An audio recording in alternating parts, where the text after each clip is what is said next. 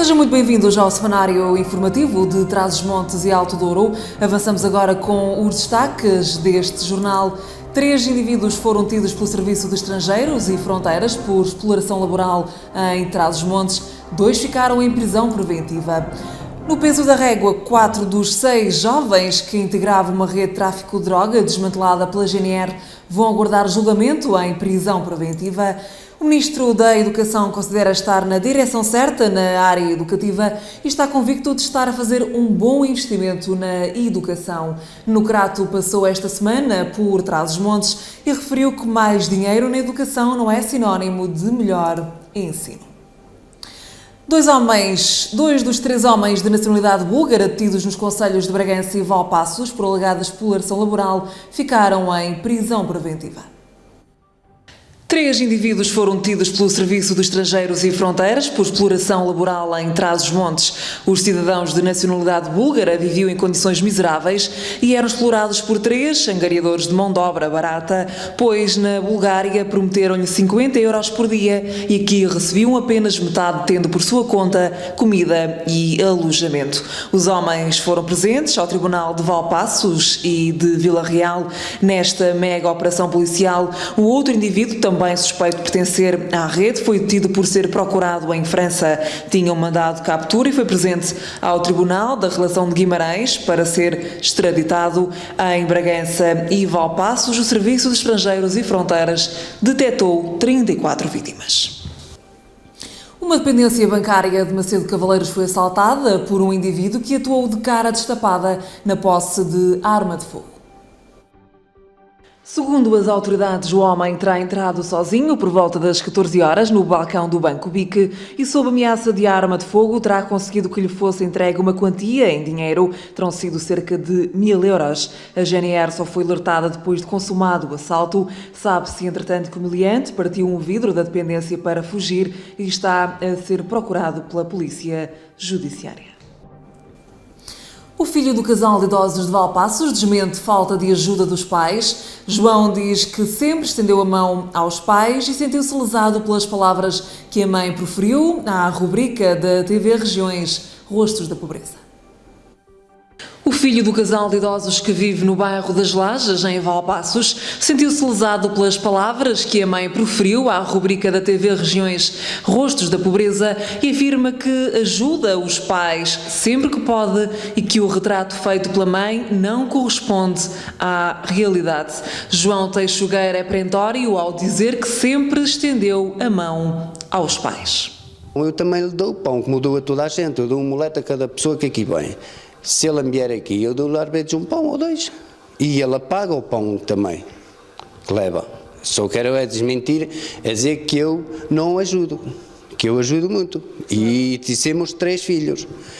A minha irmã, que está na França, vive bem, ainda vive melhor do que eu. Vive bem, tem uma empresa, o marido, e vive bem. E essa também estava pronta, de além não falarem com ela, mas estava pronta de ajudarem. O filho de Isaura Teixugueira sobrevive do seu trabalho como padeiro e vê com bons olhos todas as ajudas que possam chegar aos pais, mas lamenta as palavras que considera injuriosas sobre ele. Eu vivo do meu trabalho, eu e a minha mulher e a minha garota. Eu tenho uma filha, com 4 anos.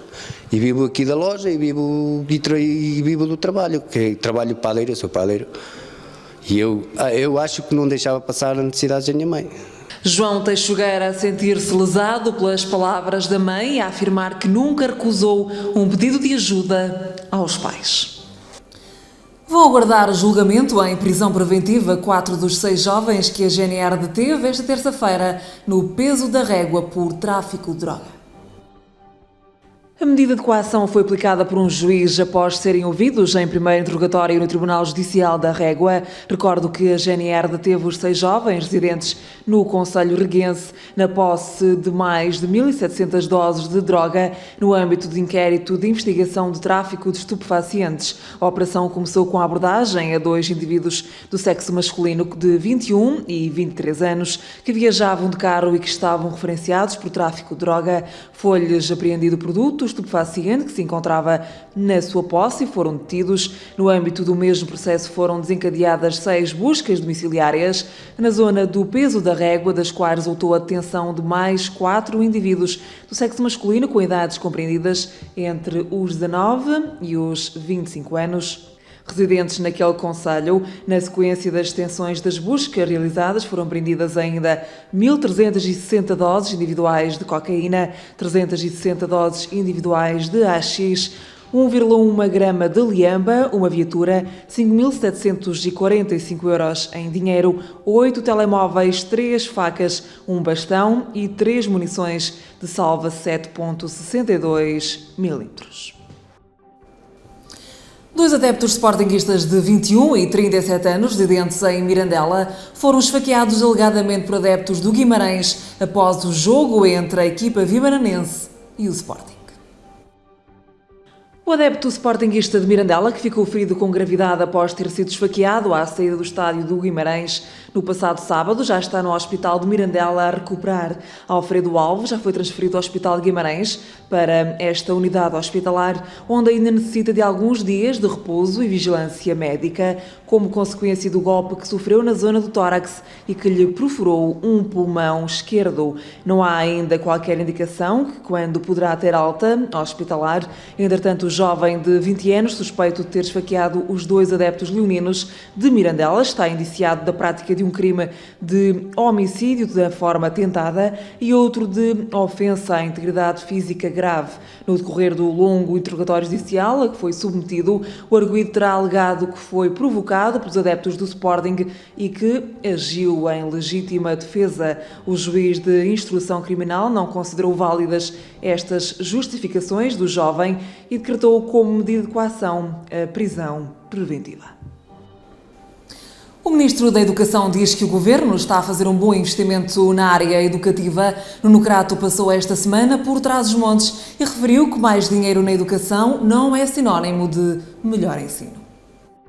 O Ministro da Educação considera estar na direção certa e está convicto de estar a fazer um bom investimento na área educativa. Nuno Crato, que esta semana esteve em Valpaços, referiu que mais dinheiro na educação não é sinónimo de melhor ensino e que, apesar do corte no financiamento, o sistema educativo está melhor do que há 5 anos. É tão importante saber onde é que se investe o dinheiro. Isso é que faz um bom orçamento de Estado. Isso é que faz uma boa política e uma boa política educativa.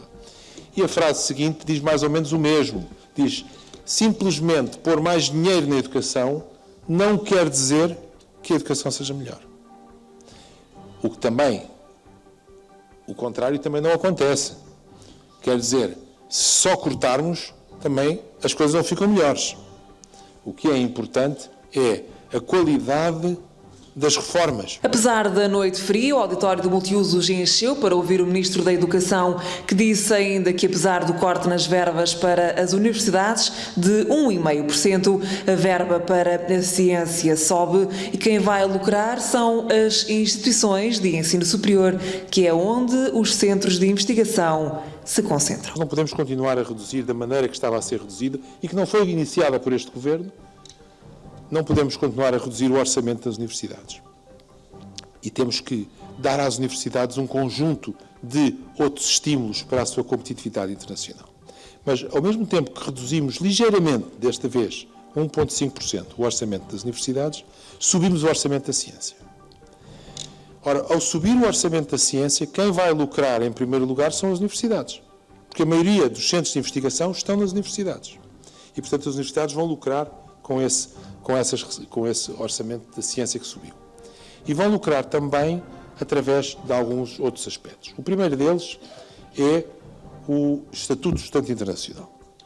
Nós criámos mais possibilidades dos estudantes internacionais virem para Portugal, entrarem nas universidades e pagarem o custo real das suas da sua escolaridade. O Ministro da Educação e Ciência, Nuno Crato, rematou a sua intervenção de 55 minutos, dizendo que é preciso utilizar bem o dinheiro dos contribuintes para uma melhor educação. Declarações proferidas à margem das 4ª jornadas de consolidação, crescimento e coesão do PSD, que decorreram esta terça-feira à noite no Multiusos de Valpaços para apresentar o Orçamento de Estado para 2015. O Tribunal de Mirandela já avançou com a pronúncia de acusação para os 96 arguidos no caso das cartas de condução fraudulentas. Esta é consequência de uma decisão instrutória que permite manter em prisão preventiva 5 arguidos que já estão detidos há 16 meses. Entretanto, outros 20 arguidos ainda não viram confirmada a acusação porque o processo foi separado. Este é um processo que contém 54 volumes e só o despacho de acusação tem perto de 2.000 páginas. A data do início de julgamento, que deve acontecer em Bragança, ainda não está marcada, mas com esta decisão instrutória, o Ministério Público ganhou mais algum tempo e aumenta o período de prisão preventiva dos 5 arguidos que já estão detidos há 16 meses. E avançamos agora com a página desportiva e a antevisão aos jogos deste fim de semana.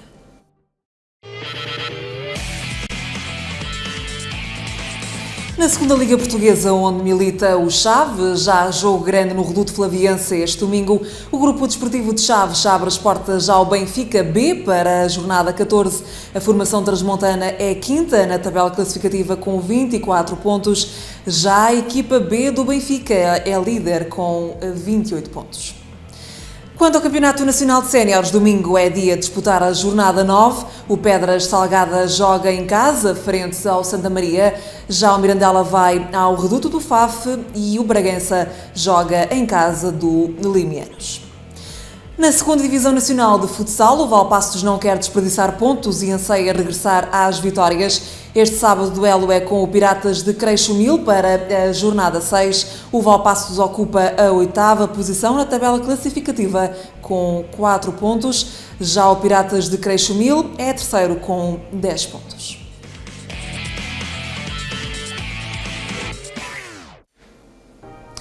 E antes de finalizar este noticiário, vamos ver o que nos dita o Instituto Português do Mar e da Atmosfera para este fim de semana.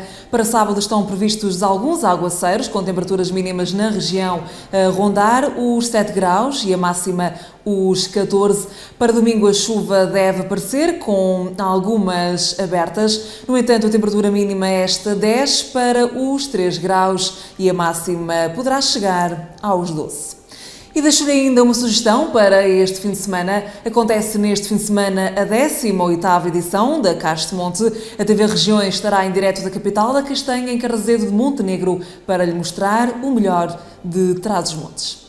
E está tudo dito neste noticiário de Trás-os-Montes e Alta Dura. Acompanhe-nos em tvregiões.com ou no meu canal em 32012. Tenha um ótimo fim de semana.